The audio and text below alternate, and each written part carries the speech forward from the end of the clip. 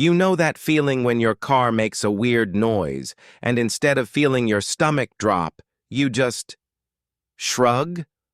Like the noise is annoying, sure, but it's not a 5-alarm fire anymore. That shift happens at a much smaller number than most people think. Most financial advice skips straight to save 6 months of expenses or hit your first $10,000, like anything smaller doesn't matter. But here's the thing they're leaving out. There's a tiny, almost embarrassingly small number that changes your entire relationship with money before you ever get close to those bigger milestones. That number is $1,000. My name is Nick, and I spend way too much time thinking about money, financial psychology, and why some people feel calm with almost nothing saved, while others feel anxious with plenty in the bank. If you want to actually understand the mechanics behind that, instead of just guessing, hit subscribe and drop a thumbs up if this ends up changing how you see your own savings. Now, before we get into why $1,000 is such a big deal, let me ask you something. When you think about an emergency fund, what number comes to mind? Probably something big. 3 months of rent, 6 months of expenses, some intimidating 5-figure cushion that feels impossible if you're currently sitting at zero. And that's exactly the problem. Because when the starting point feels unreachable, most people never start at all. Here's what actually happens instead. There's a threshold, and it's way lower than people assume, where your brain stops treating small emergencies like catastrophes. $1,000 is that threshold. It's not enough to make you feel rich. It's not enough to quit your job or make any dramatic life change, but it's enough to completely change how your nervous system responds to the word unexpected. Think about it like this. Imagine you're carrying a backpack that's slightly too heavy, and every few minutes something new gets tossed in.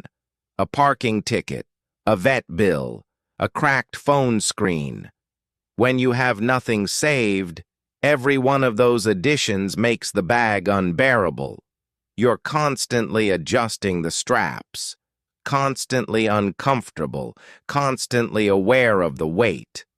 $1,000 doesn't empty the backpack. It just gives you enough padding that the next thing tossed in doesn't throw you off balance. That's it. That's the whole magic trick. And it's a bigger deal than it sounds.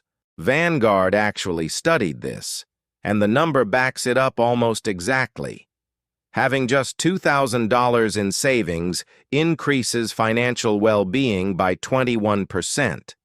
Not $20,000. Not 6 months of expenses. $2,000. And most of that psychological shift is already unlocked well before you hit that number, starting right around your first $1,000. Because the jump from zero to something is a completely different experience than the jump from $5,000 to $6,000. Going from nothing to $1,000 is the difference between being one unlucky week away from disaster and having actual breathing room.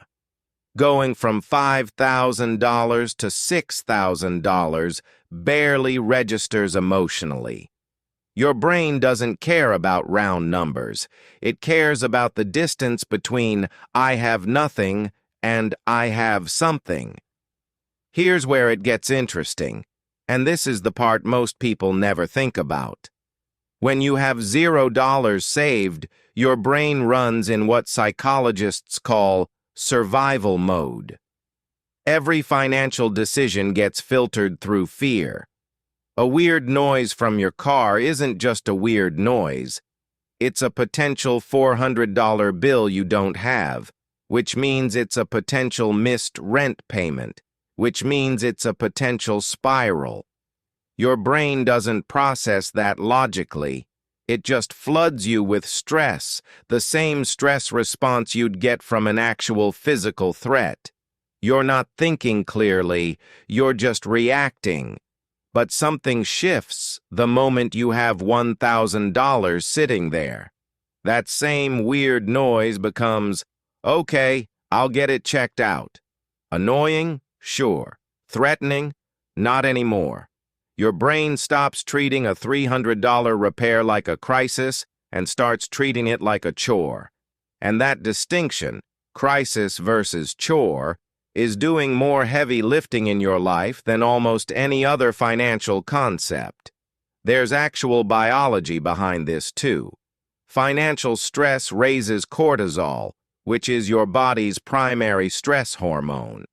Chronically elevated cortisol messes with your sleep, your decision-making, even your immune system. So when researchers say an emergency fund improves financial well-being, they're not just talking about numbers on a spreadsheet. They're talking about your actual physical stress response calming down. $1,000 in the bank is doing something to your body, not just your budget. Let's talk about what $1,000 can actually cover, because this is where people underestimate how far it goes. Most car repairs that aren't a full transmission or engine replacement fall well under that. A lot of urgent care visits, minor medical bills, and prescription costs land in that range too.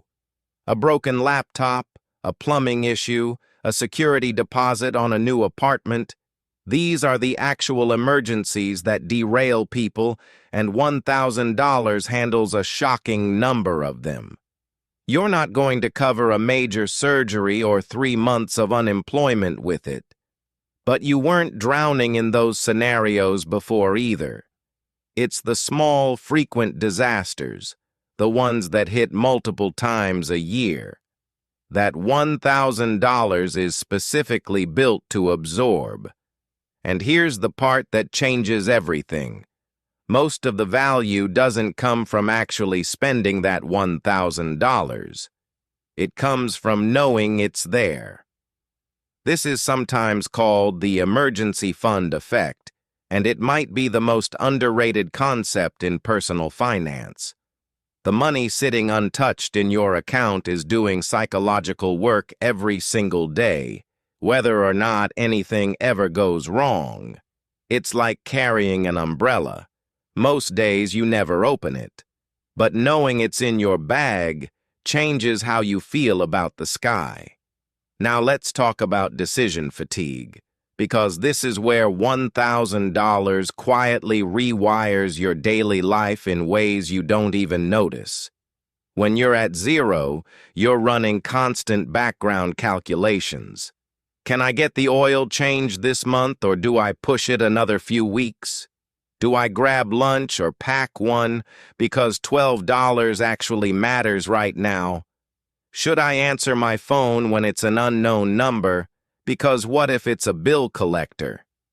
Every one of these micro decisions burns a little bit of mental energy.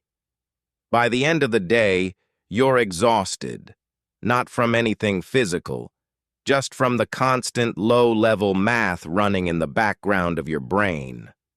$1,000 doesn't eliminate every financial decision, but it quiets a huge percentage of the small, anxious ones. You stop mentally flinching every time your phone buzzes with a notification from your bank. You stop doing math in the grocery store checkout line. That mental space has to go somewhere, and for most people it goes toward actually thinking clearly about their future instead of just surviving the present. Here's something that surprises people. The confidence boost from $1,000 shows up outside of money too. You negotiate slightly differently when you're not desperate. You're a little more willing to ask for what you're worth, because the absolute worst-case outcome doesn't feel like total collapse anymore. You're more willing to say no to a shift you don't want to work or push back on a request that isn't reasonable because you're not one missed paycheck away from disaster. None of this is dramatic. Nobody's quitting their job over $1,000 in savings.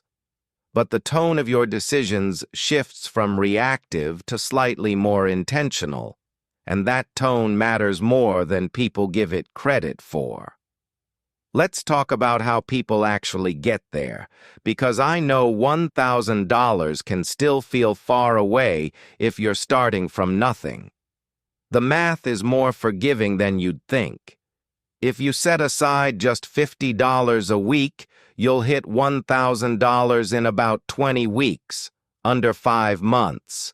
Even $25 a week gets you there in under a year. This isn't about dramatically overhauling your life or cutting out every coffee you buy. It's about picking a number small enough that you'll actually stick with it, because consistency beats intensity every single time. The people who try to save $500 a month right out of the gate usually burn out in 6 weeks. The people who commit to something boring and small tend to actually finish. There's also a mindset shift that happens once you start, and it's worth naming directly. Once you have any amount of savings, even $200, even $500, you start identifying as someone who saves money. That identity shift matters more than the dollar figure itself. Before you start, saving feels like a hypothetical thing other people do. After you start, it becomes a fact about who you are. And once it's a fact about who you are, continuing to save stops requiring so much willpower. You're not fighting your own habits anymore. You're just being consistent with an identity you've already built. Now here's where people mess this up, and I want to flag it directly because it's incredibly common. They hit $1,000, feel that first wave of relief, and immediately treat it like a reward instead of a foundation. They book a trip, buy something they've been eyeing, or just let it slowly bleed out on things that aren't actually emergencies. Don't do that. That $1,000 isn't a prize for good behavior. It's the floor you build everything else on top of. Spend it on an actual emergency and rebuild it. Otherwise, let it sit there quietly doing its job, which is mostly just existing. Something else worth mentioning. $1,000 isn't a finish line, and it was never supposed to be. It's the first rung on a much longer ladder. After this, the next real milestone is usually somewhere around $10,000, where the psychology shifts again, this time from "I can handle small emergencies" to "I have real options." But almost nobody gets to that second milestone without first proving to themselves they can hit the first one. $1,000 is the proof of concept. It's you demonstrating to yourself, in a way that's hard to fake, that you're capable of following through. There's also a quieter benefit that doesn't get talked about enough: sleep. People with even a small cushion of savings consistently report sleeping better than people with none, and it makes sense when you think about it. Financial stress is one of the most common things running through people's minds at 2 a.m. Even a small buffer takes some of that noise away. You're not solving every problem in your life with $1,000. But you are turning down the volume on one of the loudest ones.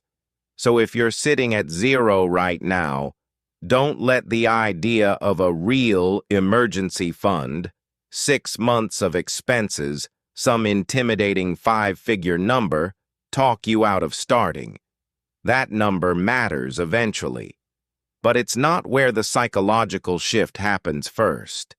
The shift happens at $1,000. It happens when you go from having nothing between you and disaster to having something. Start there. Build the habit small enough that you'll actually keep it. Everything after this gets easier, but only if you let yourself take this first step seriously instead of waiting until you can do it properly. Your future self is going to be a lot calmer because of a decision you make with a number this small. That's the whole point.